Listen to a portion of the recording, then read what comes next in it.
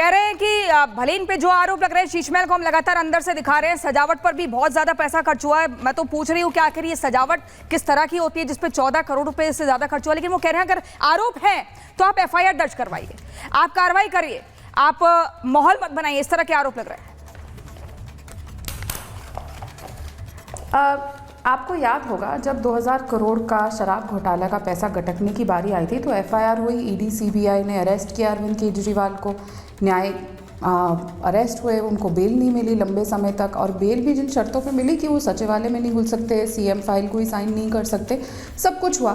हमने तो कार्रवाई करी, कंप्लेंट हालांकि इनके साथ ही कांग्रेसियों ने करी थी हमने, लेकिन उस पर भी कार्रवाई करी। इन्हीं के घर में जो आपसी झगड़े चल रहे थे उसके चलते, पर वो सामने आ रहा है और इसीलिए वो अभी तक बेल पे हैं और लंबे समय जेल भी रह कर आए।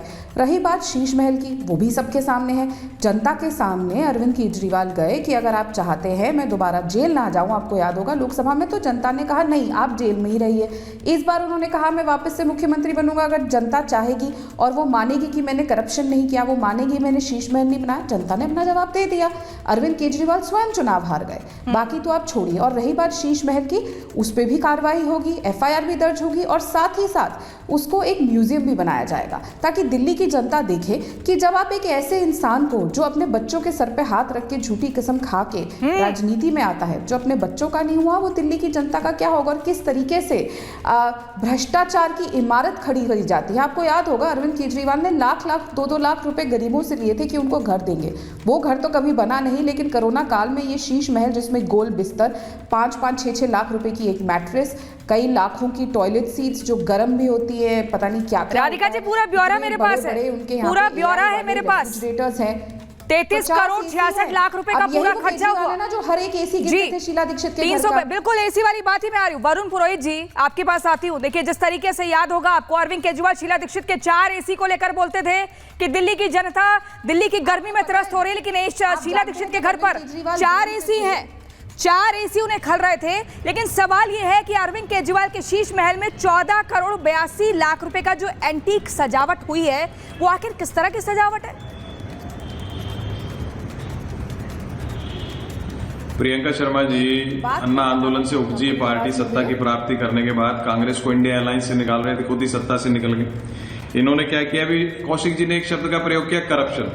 ठीक है, अरविंद केजरीवाल की जेब में गया तो भाई करप्शन की जो डेफिनेशन होती है ना, पब्लिक एक्सचेकर को आप लुटाओगे ना Kaushik ji, that also comes under purview of corruption. ये नहीं कि आपकी जेब में पैसा नहीं गया और आप जनता का हजारों करोड़ उड़ा दोगे फिर कहोगे करप्शन थोड़ी हो।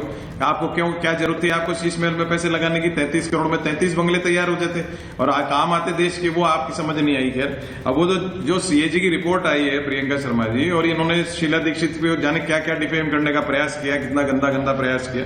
मैं तो ये मांग करूंगा केंद्र सरकार से भी और राज्य सरकार से एक जुडिशियल कमीशन स्पेशली गठित करे 10 साल के केजरीवाल के सारे कार्यकाल में क्या क्या उन्होंने पैसा कैसे किया, कैसे खर्च नहीं किया। क्योंकि वो जो आपने कहा बच्चों की कसम खाते थे, भी राधिका जी ने कहा, सब जो बातें करते थे उसके बाद उसका उलट किया। तो जिस आदमी ने बातों में ही उलट किया, कार्रवाई में उलट किया, जन लोकपाल की बात क्यों करते थे? ईमानदारी के लिए करते थे ना। जन लोकपाल आएगा तो कोई करप्शन होगा तो शिकायत होगी तो उसकी जांच हो सकती है, उससे ही गायब हो गए। तो आप जुडिशियल कमीशन में गठित करो, देश की जनता को पता लगे कि 10 साल में इस आदमी ने शीला दीक्षित जैसी लेडी को, जिनका शीला दीक्षित का मॉडल दिल्ली का याद करती पब्लिक, उनको बदनाम करने का काम किया, सब पार्टियों को बदनाम करने का काम किया। तो आप 10 साल में इन्होंने कहां पब्लिक एक्सचेकर को खराब किया, उसकी जांच होनी चाहिए। पब्लिक एक्सचेकर को 1 रुपया भी अगर कोई कौशिक जी खराब करता है तो उससे वसूली की जाती है। आनंद विजय जी, जी बिल्कुल, मैं ये कह रहा हूँ क्रिस्टल क्लियर होना आती है। संजीव कौशिक जी आपके पास। आनंद विजय जी, लेकिन जिस तरीके से आप वरिष्ठ पत्रकार हैं, आपने देखा कि अरविंद केजरीवाल का वो दौर याद होगा जिसमें बोलते थे हम कट्टर ईमानदार हैं जी, हम ईमानदारी से काम करेंगे जी। जो मौजूदा सरकार यानी कि उस टाइम पे शीला दीक्षित की सरकार को घेरते थे कि इनको बाहर करना है, लेकिन अब देखिए हमारे पास शीश महल की रिपोर्ट है, आज शराब नीति को लेकर विधानसभा में पटल पर रखी गई रिपोर्ट, मतलब अनेकों खुलासे भी होने हैं, 13 रिपोर्ट और सामने आनी है। किस तरीके से देखा जाए? प्रियंका जी, मुझे आज बहुत आश्चर्य हो रहा था कि संजीव जी कह रहे थे एफआईआर करा दो। मैं तो 2012-13 की अरविंद केजरीवाल जी की प्रेस कॉन्फ्रेंस याद करता हूं और बहुत क्लोजली फॉलो किया था मैंने केजरीवाल जी को। और जब वो सूची लेके, जिसमें प्रणब मुखर्जी से लेके तमाम लोगों के नाम वो गिनाते थे, शरद पवार से लेके लालू यादव से, तो उनको ये, उनकी अपेक्षा ये होती थी कि वो इन्होंने नाम गिनाया और वो इस्तीफा दे दें। तब तो ये नहीं कहा जाता था कि एफआईआर करो और ये करो। तब वो लोग अगर कहते कि एफआईआर कर दो मेरे खिलाफ, तब क्या करते केजरीवाल जी? उस समय सुचिता की बात, वही मैं कल कोई एक सीरीज देख रहा था, उसमें ये एक बड़ा अच्छा कहावत कहा उसने कि तुम करो तो डांस और मैं करूं तो मुजरा। तो यही है, अगर आपके मानदंड एक हैं तो आप उसी मानक पर अपने आप को विकसिए ना। आपने, अच्छा, अभी वरुण पुरोहित जी कांग्रेस के तरफ से कह रहे थे और आम आदमी पार्टी को धिक्कार रहे थे। अरे पुरोहित साहब, आपका क्या, आप तो फिर कल को पलट जाओगे। अभी तो 8-9 महीने पहले गलबैया कर रहे थे आम आदमी पार्टी के साथ, फोटो खिंचवा रहे थे राहुल गांधी जी और अरविंद केजरीवाल एक दूसरे से गले लग के। तो मुझे लगता है कि कांग्रेस पार्टी को पलटने में कोई देर नहीं लगता है। कांग्रेस पार्टी सुविधाजनक तरीके से अलटती पलटती रहती है। इसलिए मतलब 9 महीने पहले शीला जी याद नहीं आ रही थी, 9 महीने पहले कांग्रेस को ये याद नहीं आ रहा था कि अरविंद केजरीवाल ने शीला जी और तमाम कांग्रेस के नेताओं का अपमान किया था। 9 महीने पहले कांग्रेस को ये याद नहीं आ रहा था कि दिल्ली में शीला दीक्षित के गवर्नेंस का एक मॉडल होता था। 9 महीने पहले उनको याद नहीं आ रहा था कि जो आदमी वित्त मंत्री था उनका नाम लेकर उनको नीचा दिखाने का प्रयास किया गया था। तब तो गलबैया कर रहे थे, तब तो कह रहे थे लोकतंत्र की हत्या कर रही है। तब शायद ये हो रहा था कि अपना काम बनता, भाड़ में जाए जनता, क्योंकि चुनाव लड़ना था और उसके बाद जब मतलब निकल गया। लेकिन मैं संजीव कौशिक जी आपके पास आऊंगी, आप कुछ कहना भी चाह रहे हैं। ये जरा बताइए कि अब आम आदमी पार्टी के लिए भ्रष्टाचार की परिभाषा बदल गई है क्या? आप सोचिए, आज दिल्ली विधानसभा में जो खुलासा हुआ है, जो आरोप लगा है, वो लगभग 2002 करोड़ का घाटा हुआ है सरकारी खजाने को। दिल्ली की जनता को किस तरीके से पागल बनाया गया। दिल्ली की सड़कें नहीं बनाई गई, बरसात होती थी सारे में पानी भर जाता था।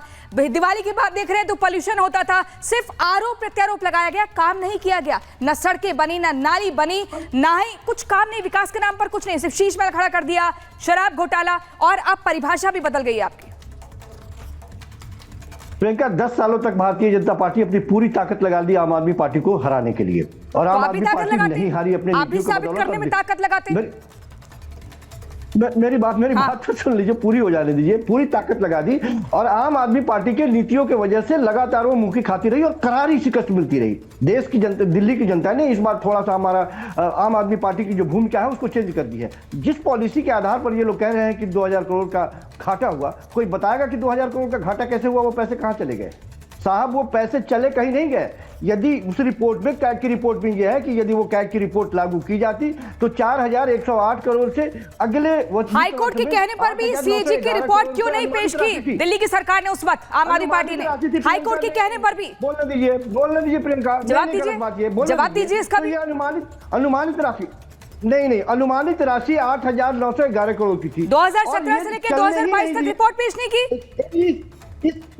इस 2000 करोड़ की भरपाई के लिए मुझे लगता है कि एफआईआर दर्ज कराने की जरूरत है एलजी साहब पर। आप बार-बार एक ही बात को रिपीट नहीं कर सकते ना। एफआईआर दर्ज करवाई, अरे जेल भी तो गए थे, इन्हीं आरोपों के चलते जेल गए थे। इन लोगों से वसूली की जानी चाहिए। इसी योजना की वजह से पंजाब में जो 2021-22 में 6158 करोड़ से जो राजस्व था, 2000 अभी के वक्त में 2025 में 10,146 करोड़ रुपए का राजस्व पहुंच गया है वहां पे, इसी योजना के तहत, इसी नीति के तहत, एक्साइज पॉलिसी के तहत पंजाब में। तो उसके बारे में बात नहीं करेंगे क्या? आप किसी पॉलिसी को चल तो देंगे ना, आप चलने इसलिए नहीं देंगे क्योंकि लोगों को पता था कि यहाँ दिल्ली में शराब माफिया किसने पैदा किए हैं। वो शराब माफिया, लेकिन शराब नीति किसके कहने पर लागू हुई ये तो बताइए संजीव कौशिक जी। ना विधानसभा में प्रस्ताव रखा गया, ना एलजी से परमिशन ली गई, विशेषज्ञों की सो कॉल्ड टीम बनाई गई, लेकिन उनकी राय को भी दरकिनार किया गया, फिर भी लागू किया गया।